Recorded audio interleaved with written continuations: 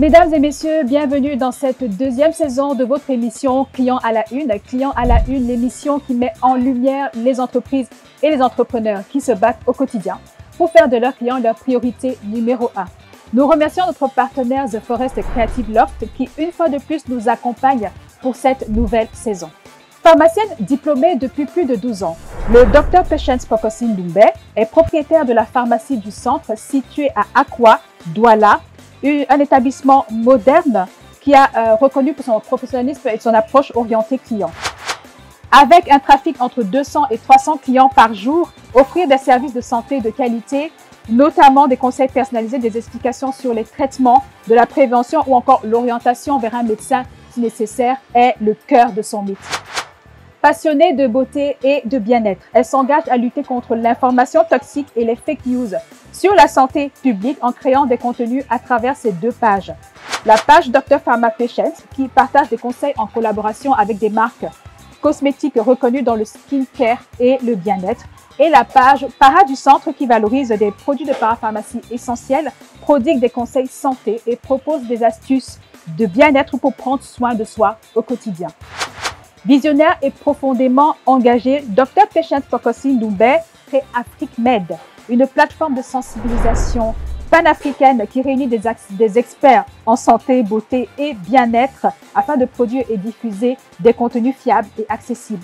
Avec AfriqueMed, elle trace la voie vers une information digitale, structurée, crédible et impactante au service des communautés et des générations futures en Afrique.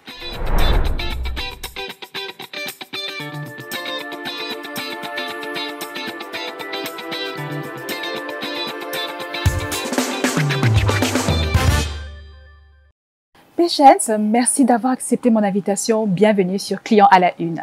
Merci beaucoup Karine, merci d'avoir pensé à moi et de m'avoir contacté pour ton émission. Je t'en prie. Alors si je commençais par te demander, est-ce que tu peux nous décrire la journée type du Dr Pharma? Par quoi est-ce qu'elle commence généralement? Alors la journée type de Dr Pharma, ça commence d'abord par Dr Pharma maman. D'accord. Alors je me réveille très tôt le matin et j'ai un moment avec mon fils où on prend le petit déjeuner et je l'emmène à l'école. On a notre petit moment de complicité où on écoute la musique dans la voiture. Oui. Une fois que j'ai déposé à l'école, je vais à la pharmacie. Donc j'arrive en général à 7h30 et à 7h30, je commence par la création de contenu. Parce que j'ai une page Instagram donc, de la pharmacie. Donc comme c'est très calme, je commence par regarder les produits à conseiller, à mettre donc en avant sur ma page. Après ça, je fais un peu de comptabilité, donc les commandes, les relations avec les fournisseurs, les facturations, tout ce qui est comptabilité. Et ensuite, je prends une pause à midi et tout le reste de la journée est consacré à la clientèle, au comptoir. Donc le conseil, l'écoute, la délivrance d'ordonnances. Je parle aussi un peu à mes équipes, je passe des commandes. Donc vraiment, c'est les après-midi un peu tranquilles au comptoir pour la clientèle.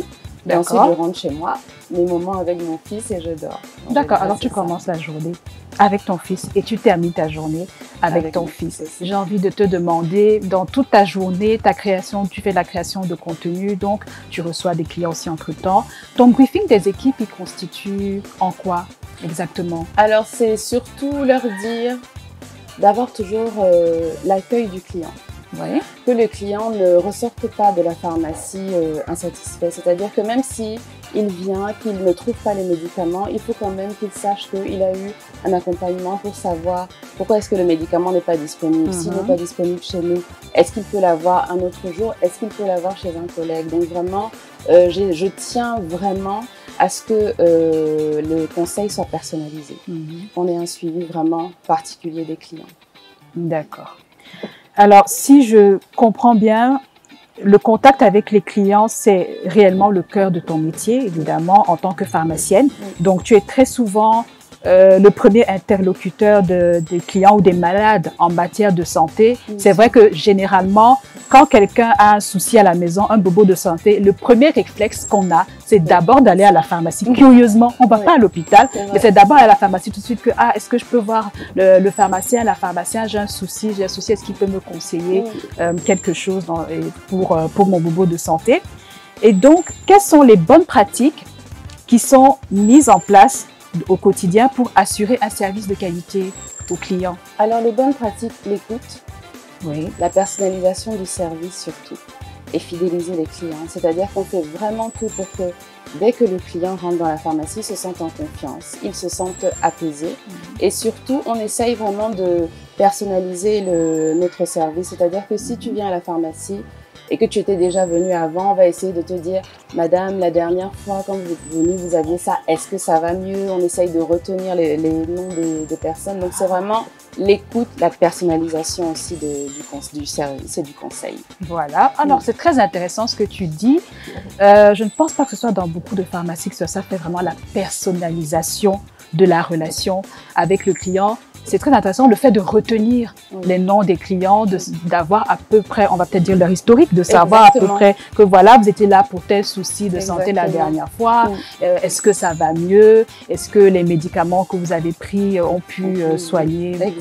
Voilà. Non, c'est très intéressant. Et c'est vraiment l'un des piliers majeurs de l'expérience client. Mais vraiment, pour réussir une expérience client, c'est la personnalisation du service. Est-ce qu'il y a des innovations qui ont été réalisées récemment par la pharmacie du centre en matière de service client? Les innovations en matière de service client, je dirais plutôt c'est le côté digital qu'on a développé. Oui. Donc, qui aide quand même pas mal. C'est-à-dire que à travers moi, ma page Docteur Pharma et la page Para du centre, parce que une pharmacie ne fait pas de publicité. Donc, on fait surtout tout ce qui concerne des conseils de parapharmacie, donc des produits de cosmétiques, de parapharmacie. Et moi-même, en tant que Docteur Pharma, je fais des conseils santé, beauté et bien-être. Donc, c'est aussi une innovation dans le sens où on essaye d'élargir un peu notre manière de procéder, de rendre ça un peu plus moderne. Donc, et de se rapprocher aussi des personnes, parce qu'on sait qu'il y a beaucoup de personnes aujourd'hui qui sont sur leur téléphone, qui vivent avec leur téléphone. Donc, pour moi, je considère que le digital, c'est quand même une innovation. Écoute, en même temps, on est à l'heure du numérique. C'est ça. On est à l'heure du digital et donc il faut se mettre à la page. Mais comment tu t'y prends donc pour communiquer sur ces pages-là? Je veux dire, pour informer les malades, les patients, hormis ceux qui sont sur leur téléphone et qui peut-être tombent en scrollant, tombent sur la page de la pharmacie. Est-ce que tu as une technique que tu utilises pour les patients qui viennent, les malades qui viennent en pharmacie, pour en parler, pour communiquer sur tes pages, leur faire comprendre que voilà, on est sur telle page, vous pouvez également vous retrouver. Bon, non, ça je le fais pas. Je fais pas. Ça veut dire que là, les clients qui viennent à la pharmacie sont vraiment... Je les gère là, mais je ne fais pas forcément de communication sur les pages. D'accord. Mais j'ose croire quand même que les pages Docteur Pharma ou les pages de pharma du centre sont très, très sollicitées ou sont très regardées. Elles sont très regardées quand même. Moi, Docteur Pharma, j'ai pas beaucoup de followers, mais j'ai une communauté très engagée. C'est-à-dire que vraiment, j'ai pas un nombre très très élevé, mais chacun de mes abonnés interagit beaucoup avec moi. Donc, c'est vraiment... c'est très intéressant. Donc, du coup, ils trouvent leur compte forcément avec les contenus inspirants que tu déposes sur tes pages. Alors, avec toi, je découvre un nouveau mot. Je ne l'avais jamais entendu, mais c'est avec toi que je découvre le mot med-influenceur. Et un med-influenceur, c'est un professionnel de la santé, ça peut être un pharmacien, un médecin ou un nutritionniste qui utilise les outils digitaux pour sensibiliser, éduquer et accompagner. Et toi, c'est ce que tu fais avec AfriqueMed, qui est un média digital et studio de production dédié à la santé, la beauté et le bien-être. Alors, si tu nous en disais plus en nous disant déjà d'où t'es venue l'idée de créer AfriqueMed? Alors, dans un premier temps, comme tu le sais, je suis donc Docteur Pharma sur les réseaux sociaux. Dans Docteur Pharma, l'idée est de sensibiliser sur la santé, la beauté et le bien-être. Maintenant, j'ai fait un constat qui est quand même assez clair, c'est qu'il y a beaucoup de désinformation sur les réseaux sociaux, du marketing toxique et beaucoup de personnes qui donnent des astuces qui n'ont pas de sens et que les gens respectent et qui se retrouvent souvent à mettre en danger leur santé et aussi leur peau.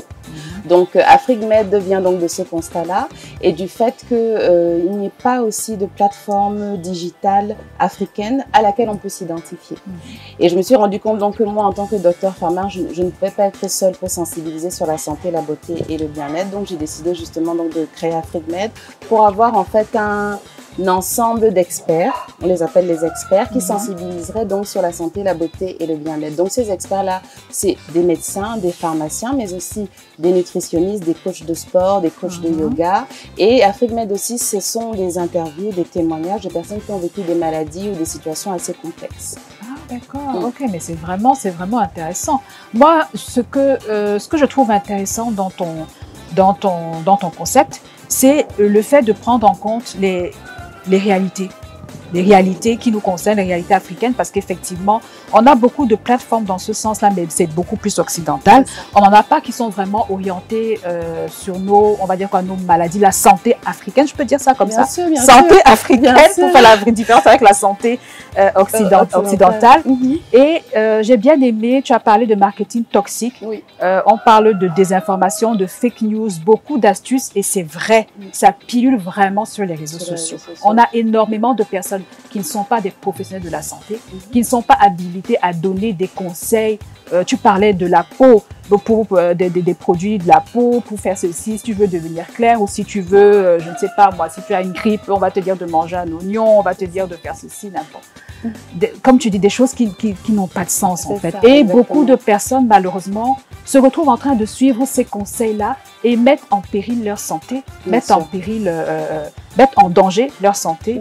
Et AfriqueMed vient répondre à tout ça. Alors, c'est quoi les types